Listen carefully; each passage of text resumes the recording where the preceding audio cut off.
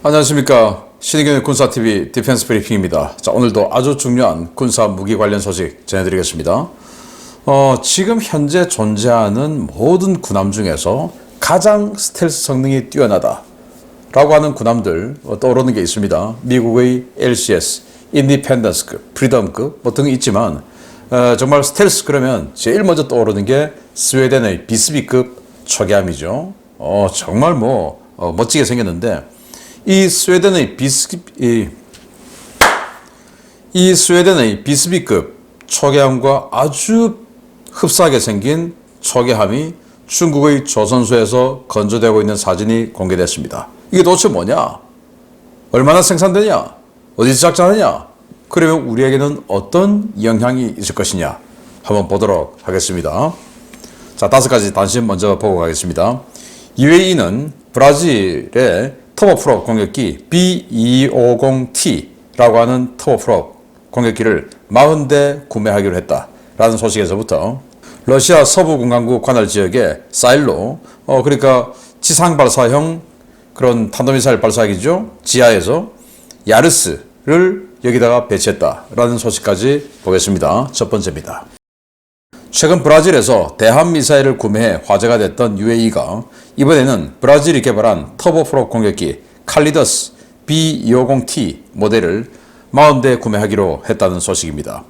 공대지 로켓과 대전차 미사일을 운용할 수 있는 이 공격기는 UAE 공군에서 이란의 소형 보트에 대한 대응 전력으로 운용될 전망입니다. 최근 영국 특수부대가 시범 도입 중인 제트팩 시스템에 시선 연동 무장 시스템을 탑재한 최신 개량형이 출시되었습니다. 착용자의 고글과 연동돼 무장이 조준, 발사되는 이 시스템은 비행 중에는 무장 사용이 불가능하다는 기존 제트팩 시스템의 단점을 보완해 실전에서 상당히 유용하게 사용될 것으로 기대됩니다. 러시아가 최근 우크라이나군의 순항미사일 공격으로부터 상륙함을 보호하기 위해 육상형 토르 M2 방공 시스템을 상륙함 갑판에 얹어 대공 방어 시스템으로 운영하기 시작했다는 소식입니다. 야전 방공 시스템으로 쓰여야 할 단거리 방공 무기들이 전선에서 급속히 빠져나가면서 일선 지상군의 대공 방어 능력만 계속해서 떨어지고 있습니다. 최근 미국과 공조해 대중국 군사력 강화 작업에 박차를 가하고 있는 필리핀이 미 군용기와 데이터링크 시스템을 연동해 협동 교전 능력을 배가하고 있다는 소식입니다. FA-50PH가 우선 적용 대상으로 선정돼 미 공군 F-15 전투기, 미 해군 P-8A 초계기와 데이터 연동 검증을 마쳤다는 소식입니다. 러시아가 서부 군강구 지역 코젤스크 미사일 기지에 차세대 대륙간 탄도미사일 RS-24 야르스를 실전 배치했다는 소식입니다. 차량 발사형인 야르스는 사일로 방식으로도 운용 가능한데 이번에 야르스 신규 생산분을 인수한 부대는 사일로 발사식 부대인 제28 근위 로켓 사단으로 확인되었습니다. 네, 브라질로부터 이렇게 UAE가 터보프롭 항공기 40대를 구매하는데 여기 보시다시피 대전차 미사일, 폭탄 등등 또 공대공 미사일 등 많이 장착하네요. 브라질 하면 슈퍼 투카노 아주 유명한 터보프롭 전투기 만들어낸 그 엠브라이어가 있는 회사 브라질 아니겠습니까? 그런데 그 엠브라이어가 투자하고 기술 회진해주고 그 파생형이라고 해요. 투카노의. 그래서 UAE가 이 합자 회사에 지분이 좀 들어가 있고 그래서 그걸 이제 UAE가 부품 공급도 좀 하면서 40대를 샀다. 용도는 뭐냐? 그래서 바로 UAE 바다 건너편에 이란이 있죠. 이란의 소형 고속정들, 유조선 납포하고 이런 나쁜 폐악질을 하고 있지 않습니까? 그런 소형 고속정들 타격하고 초기하는 이런 임무대로 쓰겠다. 좀 강력한 제트 전투기는 너무 빨리 날아가 버리고 또 그런 제트 전투기가 이 국경 지역에 초기하면 이란을 좀 더 높은 수준으로 긴장시킬 수 있고 이러니 좀 낮은 강도의 그런 초기를 하면서 실제적으로 천천히 날아가니까 만약에 이란의 수상 보트들이 이렇게 왔을 때 타격할 수 있는 이런 자산 되겠죠. 로켓 포드 장착하고 있으면 우리 한국도 KT-1을 개량한 KA-1 있죠. 그걸 가지고 서해 NLL 지역에서 북한의 공기부양정 등을 타격하는 임무를 주어놨지 않습니까? 뭐 비슷한 그런 임무다라고 보시면 되겠습니다. 뭐 괜찮은 선택이라고 봅니다. 자, 이거 정말 야, 이건 이래서는 안 되겠는데 라고 생각한 걸 바로 그냥 개량해버렸네요. 제트팩.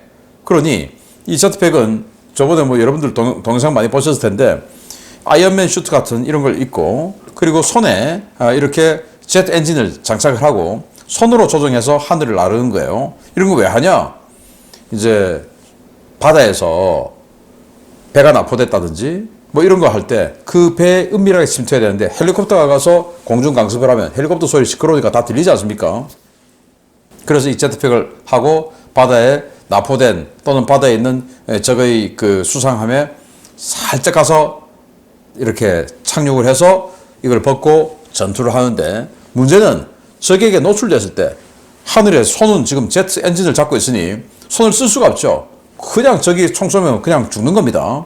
그래서 반격을 할 수 있어야 되죠. 그거 어떻게 하냐 생각했는데 여기다가 이렇게 글록 18이라고 하는 권총을 장착하고 소총은 너무 크고 무겁고 또 반동이 세니까 반동적인 권총을 장착하고 시선하고 연동하고 또 방아쇠는 이 제트 엔진이 장착되어 있는 이 여기다가 방아쇠를 두고 그래서 시선하고 이 총하고 연동되도록 해서 자동으로 그냥 권총을 자동으로 쏴게 해버린 거죠. 착륙할 때까지만 조금 버티면 되니까. 자, 이런 식으로 하고 착륙을 하면 이제 앞에 차고 있던 소총 가지고 전투를 하고 그리고 이 슈트를 벗어버릴 수도 있고. 자, 이게 제트팩인데 정말 괜찮은 것 같습니다. 우리나라도 한번 염두에 두기를 바랍니다. 자, 러시아가 상륙함에 이렇게 토르 M2 방공 시스템을 얹었어요.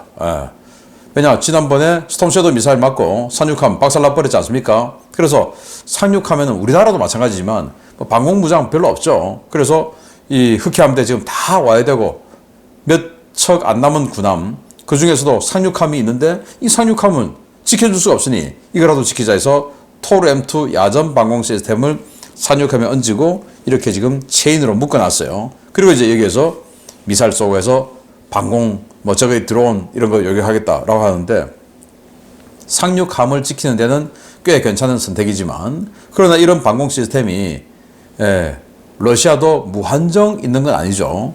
그래서 이런 야전 방공 시스템 말 그대로 야전에 있는 기계화 부대, 보병 부대를 따라다니면서 그 지역의 부대들을 방공해줘야 되는데 지난번에 모스크바 뻥뻥 뚫리니 모스크바 방공 책임자 숙청시켜버리고 자 대안 마련해 하니까 전선에 있던 야전 방공 시스템 판치르, 토르 이런 거 싹 긁어서 우크라이나 국경에서 모스크바로 가는 그 회랑에 쫙 배치를 했죠. 뭐 그래서 그런지 모스크바 요즘 뭐 두들겨 맞는다 별로 없죠. 그것도 모자라서 이제 상륙함, 야 상륙함 저렇게 두들겨 맞는다 어떡할 거야? 그러니 그럼 또 이거 가져와서 또 얹으면 되죠. 맞습니다. 얹으면 됩니다. 그런데 문제는 그 야전에서 싸우고 있는 기계화 부대, 보병 부대 방공은 누가 해줄 거냐 라는 거죠. 그래서 이런 상륙함 모스크바 방공을 위해서 끌고 가는 바람에 정작 지켜야 할 야전 부대들은 그냥 노출될 수밖에 없다라는 말씀, 그 상반된 그런 일이 있다라는 것을 알려드립니다. 참 이 사진 보니까 기분 좋네요. 우리 FA-50입니다. 필리핀에 12대 팔았죠. FA-50PH하고 미 공군의 F-15 전투기가 합동 비행을 하고 있네요.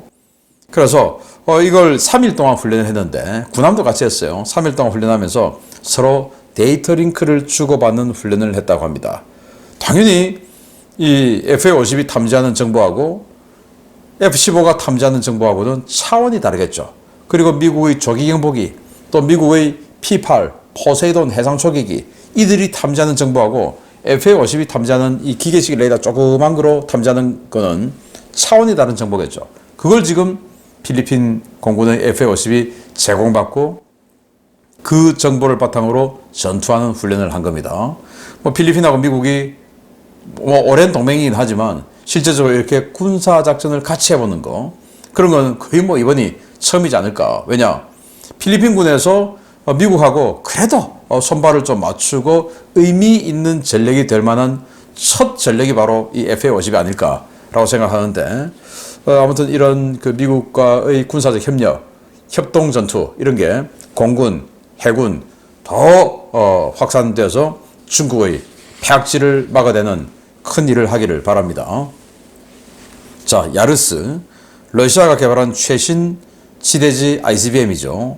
이걸 이동식 미사일 발사대에 원래 쓰는 건데 이걸 사일로에 넣겠다. 그래서 지금은 사일로 미국과 소련, 지금은 러시아가 스타트, 이젠 뉴 스타트, 뉴 스타트 좀 폐기한다고 하는데 어쨌든 그런 전략무기 감축 협정을 통해서 발사 플랫폼, 또 발사 무기, 탄두 이런 숫자들 전부 다 촘촘하게 제안을 했죠. 그래서 그 플랫폼, 사일로는 몇 개, 이동식 미사일 발사대는 몇 개, 다 지금 통제돼 있죠. 그래서 약속되어 있는 사일로 그냥 놀릴 수는 없으니까 구형 터프램 같은 거 퇴역시키고 이 야르스 최신형 다타도 미사일 여기다가 사일로에 배치하고 있는 영상이 공개되는데 아무튼 미국도 빨리 핵전력을 현대화 시켜야 되겠습니다. 러시아와 중국은 핵전력을 어마어마하게 높은 수준으로 현대화했는데 미국은 오바마 때 8년 한 번 딱 절어버리니까 핵전력이 완전히 노후된 구형이죠. 빨리 살려야 되겠습니다. 자, 중요 소식 들어갑니다. 첫 번째입니다. 이란이 개발한 장거리 자폭 드론 샤헤드 136으로 우크라이나를 괴롭히고 있는 러시아가 기존 샤헤드 136보다 성능이 크게 강화된 신형 샤헤드 238을 도입할 준비를 하고 있다는 소식입니다. 우크라이나의 방공망으로 대응이 어려운 모델인데 우크라이나의 겨울 전쟁이 더욱 어려워질 전망입니다.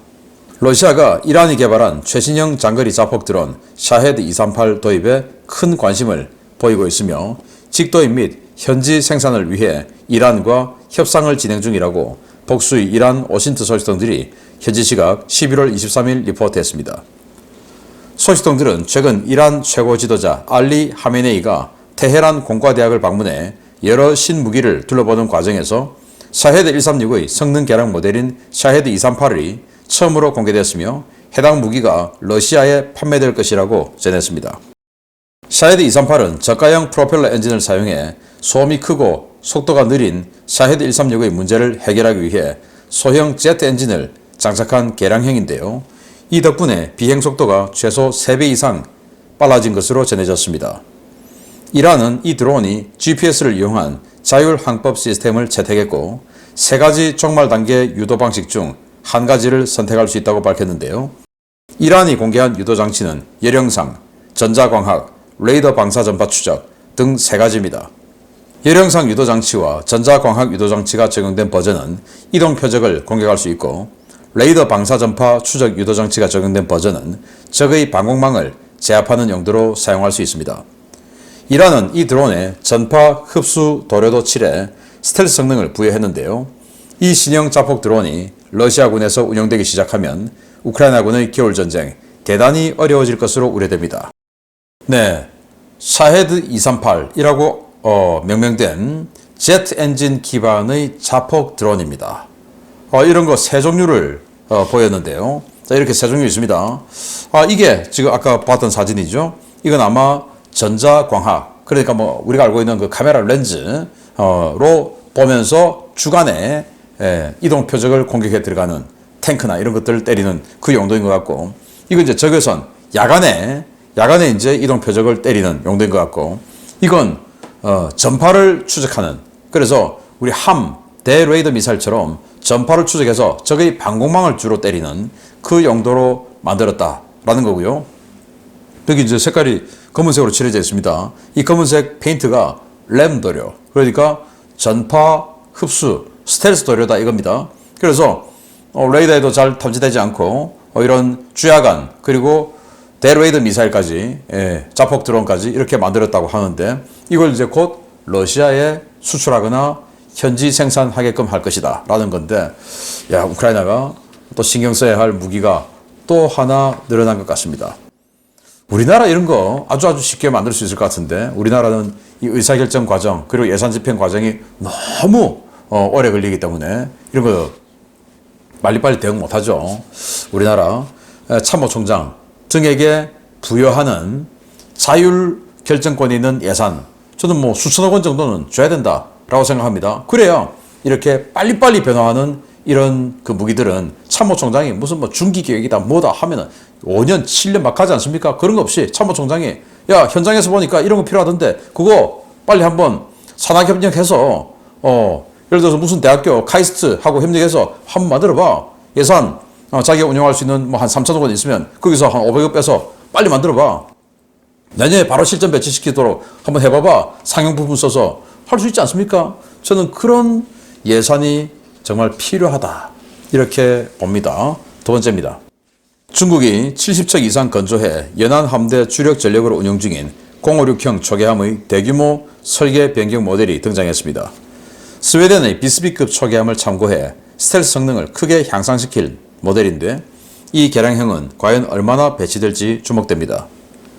중국이 대량 배치 중인 056형 초계함의 설계를 대폭 수정한 변형 모델의 초도함 건조를 거의 완료하고 의장 공사를 진행 중이며 이 전투함이 곧 시운전에 나설 것으로 보인다고 중국 현지 오신트 소식통이 11월 23일 리포트했습니다.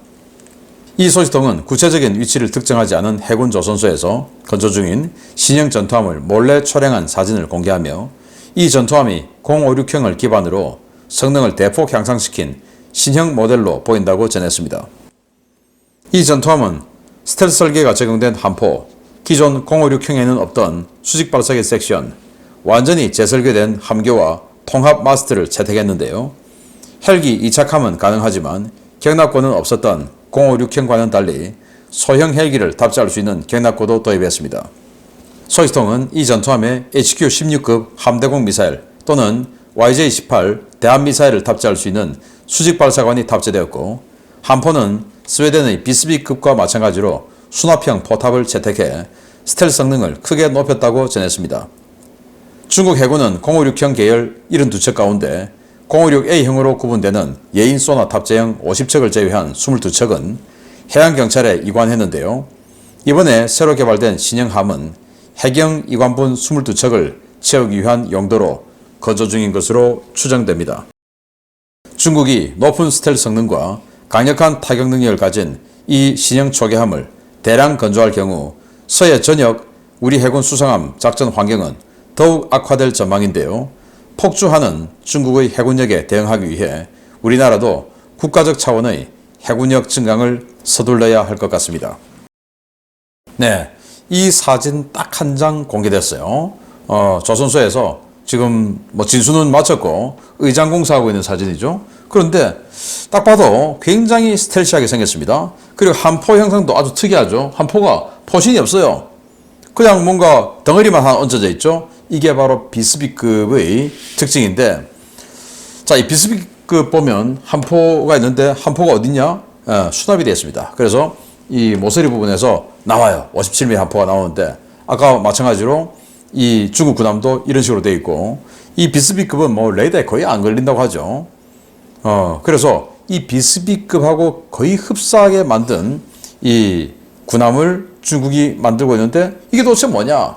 덩치, 길이 이런 거 재보니 중국의 056형하고 거의 비슷하다 라는 거예요. 056형이 1400톤짜리 초계함입니다.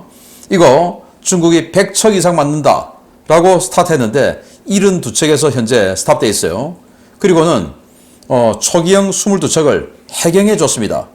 뭐 무장 강력하죠. 76mm 함포 들어가 있으니까 아마 필리핀 뭐 깨버리라 뭐 이런 거 아니겠나 생각하는데 중국이 해경법을 바꿔서 자국 이지 내에서 뭔가 말 안 듣는 이런 좀 위협적이다 스스로 판단해서 그러면 해경이 발포할 수 있는 법을 만들었지 않습니까?